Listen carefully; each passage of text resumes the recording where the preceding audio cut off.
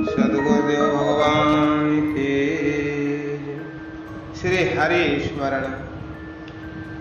हरे राम राम राम हरे हरे, हरे कृष्ण कृष्ण कृष्ण हरे हरे, हरे राम राम राम हरे हरे, हरे कृष्ण कृष्ण कृष्ण हरे हरे। हरि स्मरण। स्मरण जप के साथ भी रहता है और अलग भी रहता है। यह तो पहले स्मृति हुए बिना न जप होता है और न कीर्तन होता है, परंतु बीच में स्मरण छूट जाने पर भी जप और कीर्तन होते रहते हैं। जीव का अभ्यास हो जाने पर जप होता रहता है। ठीक मंत्रों के अनुसार ही माला की मड़ियों पर भी हाथ चलता रहता है, परंतु स्मरण नहीं रहता। स्मृति मन की वृत्ति है। वाणी अभ्यास बस एक काम करती है, मन उस समय किसी दूसरी स्मृतियों में रमता रहता है। इसलिए भगवान ने मन सहित वाणी के जप को उत्तम बताया। तो जिस जप में नामी की मूर्ति, उसके गुण, उसके प्रभाव, उसके भाव, नाम की स्मृति रहती है, वो जप स्मरण युक्त कहलाता है। और जो जप केवल जिह्वा से होता है, वो जप स्मरण रहित कहा जाता है। स्मरण रहित की अपेक्षा स्मरण युक्त का मातम्य अधिक, क्योंकि उसमें मन वाणी दोनों एक काम करते हैं। महात्मा पुरुषों के वचन है कि जिसकी जबान और मन दोनों एक से होते हैं, वही सच्चा साधु। स्मरण युक्त जप में जबान और मन दोनों की समानता और एक तानता हो जाती है, इसलिए उसका फल इतना विशेष है। परंतु स्मरण ऐसा भी होता है जो केवल स्मरण ही कहलाता है, जप नहीं। जप वही होता है जिसकी संख्या होती है, स्मरण की कोई संख्या नहीं। जहां तक स्मरण का पूरा अभ्यास न हो, वहां तक स्मरण युक्त जप ही करने की चेष्टा करनी चाहिए। परंतु जब स्मरण का पूरा अभ्यास हो जाए, तब फिर जप की कोई आवश्यकता नहीं रहती। ऐसे अनन्य स्मरण की विधि और उसका फल भगवान श्री भगवान गीता में बतलाते हैं कि अनन्य चेतः सततम यो माम स्मरति नित्यशः तस्याहं सुलभा पार्थ नित्य युक्तस्य योगिनः। जो पुरुष अनन्य चित्त होकर सदा सर्वदा मुझे स्मरण करता है, उस मुझे निरंतर स्मरण करने वाले योगी के लिए मैं सुलभ हूँ। चित्त में दूसरे विषय को कभी स्थान न हो, प्रतिदिन और प्रतिक्षण उसी की स्मृति बनी रहे। इस प्रकार नित्य लगे रहने के लिए भगवान सहज अर्थात सस्ते हो जाते हैं। परंतु इस स्मरण का रूप कैसा होता है, भक्तराज कबीर जी इसे स्पष्ट करते हैं, सुने।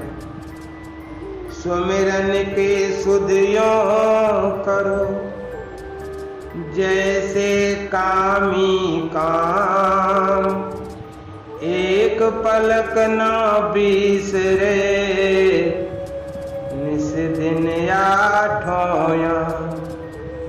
सुमिरन के सुधियों करो ज्यों सुर भी सुतमाय, कहे कबीर चारों चरत बिसरत कबहूं ना। सुमिरन के सुधियों करो जैसे दाम कंगाल, कहे कबीर बिसरे नहीं पल पल लेत संभाल। सुमिरन सो मन लाइए जैसे नाद कुरंग, कहे कबीर बिसरे नहीं प्राण तजे ते सम। कबीरदास जी कहते हैं ऐसे स्मरण करना चाहिए हरि का जैसे नाद कुरंग। कुरंग कहते हैं हिरण को। हिरण बांसुरी की धुन पहलिया बजाता है, बहुत मधुर। तो हिरण जो है एक जगह खड़ा रहता है और अपलक दृष्टि से कान खड़े होकर के बिल्कुल स्तब्ध होकर के उस ध्वनि को सुनता है। और इसी बीच में वो बहलिया उसके बाण मार देता और शिकार कर देता, अपने प्राण त्याग देता है। लेकिन ऐसा सुन सुमिरन सो मन लाइए, जैसे दीप पतंग प्राण तजे छिन एक में, जरत न मोड़े अंग। सुमिरन सो मन लाइए, जैसे कीट भिरंग कबीर विसारे आपको, हो जाए तेहि रंग। एक रंगी कीड़ा होता है जो दूसरे कीड़ों को ला करके अपनी मिट्टी के बनाए हुए घर में रख देता है और उसके ऊपर ऐसी धुनी करता है, कीड़ा उस धुनी को सुनते सुनते ऐसा हो जाता है बिल्कुल उसी का बन जाता है, रंगी ही बन जाता है। सुमिरन सो मन लाइए, जैसे पानी मीन प्राण तजे पल बिछुड़े, संत कबीर कह दी। ऐसे संत कबीर ने कई उदाहरणों के द्वारा सुमिरन का महत्व बतलाया। कहते हैं जैसे कामी आठों पैर एक क्षण के लिए भी स्त्री को चिंतन नहीं मिलता, जैसे गौ वन में घास चरती हुई बछड़े को सदा याद रखती, जैसे कंगाल अपने टेंट के पैसे को पल पल में संभालता रहता, जैसे हिरण प्राण देता है परंतु वाणी वीणा के सुर को नहीं भूलना चाहता, जैसे बिना संकोच के पतंग दीप शिखा में जल बरसाए परंतु उसके रूप को भूलता नहीं, जैसे कीड़ा अपने आप को भुलाकर भ्रमर का स्मरण में उसी के रंग का बन जाता है, और जैसे मछली जल से बिछुड़ने पर प्राण त्याग कर देती है परंतु उसे भूलती नहीं। श्री गोसाई जी कहते हैं कितना बढ़िया कि कामी नार प्यार जिम, कामी है नार प्यार जिम, लोवै प्रिय जिम दाम, तिम रघुनाथ निरंतर, प्रिय लागे मोए राम। ये है स्मरण का स्वरूप। इस प्रकार जिनका मन उस परमात्मा के नाम चिंतन में रम जाता है वे तृप्त पूर्ण काम और अकाम हो जाते हैं, उन्हें किसी भी वस्तु की इच्छा विशेष नहीं रह जाती।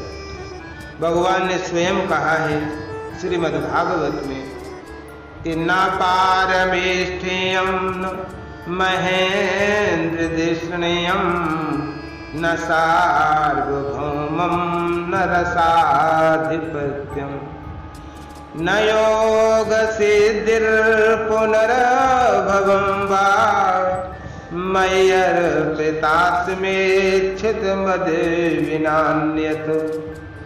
जिसने अपना चित्त मुझ में अर्पित कर दिया है वो मुझे छोड़कर ब्रह्मा जी का पद, स्वर्ग का राज्य, समस्त भूमंडल का चक्रवर्तित्व, पाताल आदि देशों का आधिपत्य, अणिमा आदि योग की सिद्धियां तथा मोक्ष कुछ भी नहीं चाहते। यहाँ पर कोई कह सकते हैं कि ये तो नामी के स्मरण की कथा है, यहाँ नाम की कौन सी बात है? इसका उत्तर ये है कि नाम से ही नामी का पता लगता है। हम यदि अपने पिता के स्वरूप का स्मरण करते हैं तो पिता इस संबंध नाम का स्मरण पहले होता है। नाम बिना नामी की कल्पना के नहीं होता, नाम ही नामी का परिचय कराता है। श्री गोसाई जी रामचरितमानस में कितने सुंदर तरीके से समझाते हैं कि देखिए रूप नाम याधीना, रूप ज्ञान नहीं नाम बिहीना, रूप विशेष नाम बिनु जाने, करतल गत न परहि पहचाने। रूप नाम के अधीन ही देखा जाता है। जैसे किसी हाथ में हीरा है परंतु जब तक उस हीरे को वो हीरा नहीं समझता तब तक उसे रूप का ज्ञान नहीं होता। रूप का ज्ञान हुए बिना वो उसका मूल्य भी नहीं जानता। जब किसी जौहरी से उसका नाम पता लगा कि ये हीरा, तभी उसे उसकी बहुमूल्यता का ज्ञान होता। इससे ये सिद्ध हो गया कि नाम का स्मरण हुए बिना नामी का ज्ञान ही नहीं होता। नाम का कुछ दिनों तक स्मरण करने पर साधक के अंतर में जो एक आनंद का सरोवर बंधा पड़ा है उसका बांध टूटता है, वो सुख की प्रबल धारा में बह जाता है। उस समय उस राम रस के सामने उसे सब रस फीके मालूम होने लगते हैं। नाम में वो रस प्रकट होता है, फिर उसे संसार की कोई वस्तु मीठी नहीं लगती। वो जोर जोर से पुकार उठता है कि पायो नाम चारु चिंता मनि, उर करते न खसै हो, अब लो नसानी अब नाम से हो। राम नाम चिंतामणि, उर करते न खसै हो। नाम की सुंदर चिंतामणि मुझे मिल गई, अब मैं इसे हृदय और हाथों से कभी जाने न दूंगा। वो ऐसा क्यों करता? इसलिए कहता है कि उसे इसमें वो सुख मिलता है जो बड़े बड़े विषयी सम्राटों को भी नसीब नहीं है। भगवान श्रीमद् भागवत में कहते हैं कि मयि अर्पितात्मना सभ्य निरपेक्षस्य सर्वतः, मयि आत्मना सुखम यतत कुतः स्यात् विषयात्मना। मुझ में चित्त लगाने वाला उस समस्त विषयों की अपेक्षा छोड़ने वाले भक्त को मुझसे जो परम सुख मिलता है, वो सुख विषयासक्त चित्त लोगों को कहां से मिल सकता है? मन जितना ही विषयों का चिंतन करता है उतना ही संसार में बंधता जाता है, क्योंकि विषय चिंतन से ही क्रम से संग, काम, क्रोध, मोह, स्मृति भ्रंश, बुद्धिनाश और अंत में सर्वनाश होता है।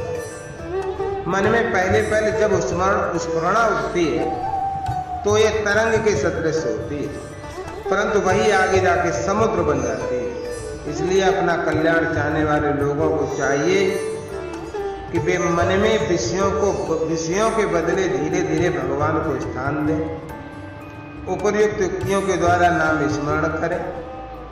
एक दृढ़ अभ्यास का नाश करने के लिए उसके विरोधी दूसरे अभ्यास की आवश्यकता होती है।